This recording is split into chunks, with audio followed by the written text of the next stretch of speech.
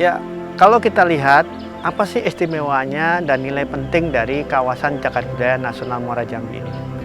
Dari sisi historis jelas bahwa temuan-temuan arkeologi mengidentifikasikan bahwa di sini dulu adalah tidak hanya bangunan candi tetapi juga ada tempat-tempat untuk pembelajaran, sehingga kita bisa menyimpulkan bahwa daerah sini dulu adalah sebagai pusat pembelajaran ya pada abad ke-7 sampai ke-12. Nah, pertanyaannya adalah pusat pembelajaran apa?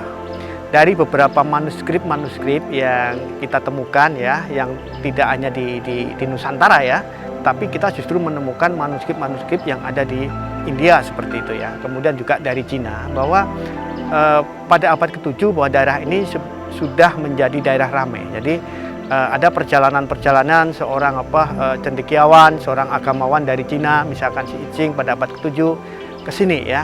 Ke sini untuk belajar apa? Jadi di sini tuh dulu ada 3 relasi pusat pembelajaran dunia. Yang pertama adalah di Suwarnadwipa sendiri, ya kemungkinan besar di Muara Jambi.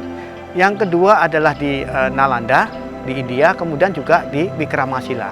Nah, Icing ke sini ini sebenarnya tujuan utamanya pada awalnya bukan ke Suwarnadwipa, tetapi ingin memperdalam ajaran Buddha yang ada di India.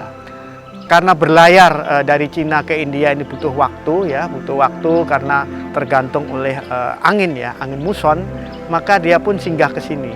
Nah, dia mendapatkan suatu hal yang luar biasa. Ternyata di sini tempat ini sudah menjadi pusat pembelajaran terkait dengan ajaran Pancawidya. Pancawidya ini adalah suatu, katakanlah dulu itu sebagai 5 pengetahuan tentang filsafat Buddhis ya.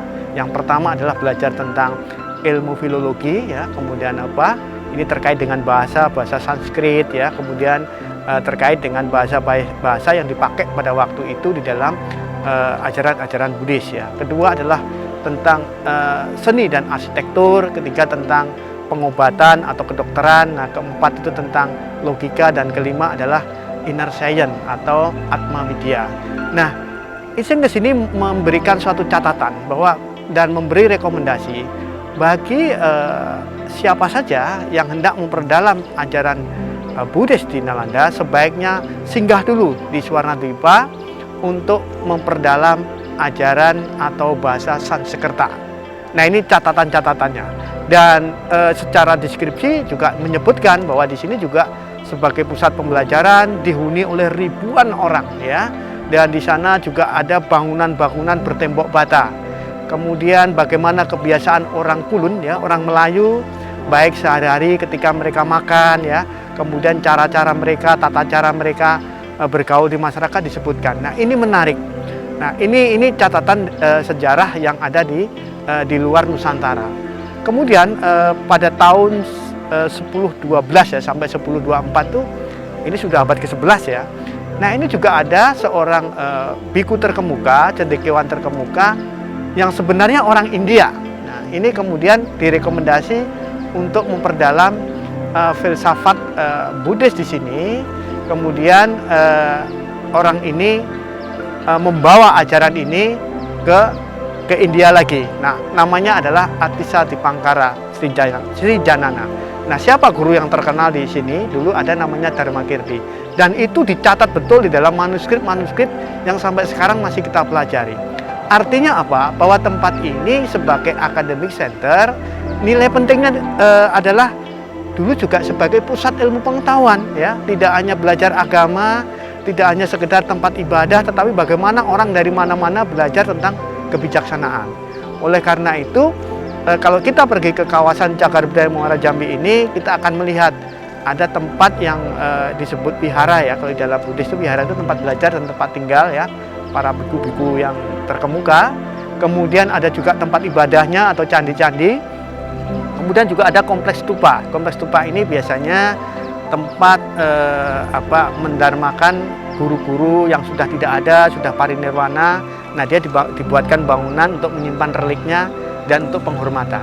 Nah, kemudian juga di sini juga ada jalur-jalur khusus yang menghubungkan kawasan ini dengan jalur utama Batanghari yang nantinya untuk berlayar ke Selat Malaka. Nah, ini luar biasa. Jadi nilai pentingnya tidak hanya historis sebenarnya, tetapi adalah bagaimana orang-orang dulu ini adalah sangat peduli kepada lingkungannya, menata lingkungannya. Lingkungan yang tadinya hanya sebatas rawa-rawa di pinggir sungai, tapi ditata sedemikian rupa menjadi sebuah kota. Kota yang padat penghuninya tetapi tetap nyaman. Jadi ekosistemnya yang dipelihara. Nah, itu nilai pentingnya. Yang kedua, bahwa ajaran yang dulunya dari sini yang dibawa oleh Atisa Dipangkara Srijanana ini kemudian dibawa lagi ke India, dan sekarang ajaran itu masih dilestarikan di kalangan orang Mahayana yang disebut dengan tradisi Mahayana. Nah, ajaran itu dulu namanya, kalau kajian filsafatnya yang dilahirkan di sini namanya Abhisamaya Alamkara Pratnya-Paramita. Itu adalah buah karya seorang guru besar yang tinggal di sini yang bernama Dharmakirti.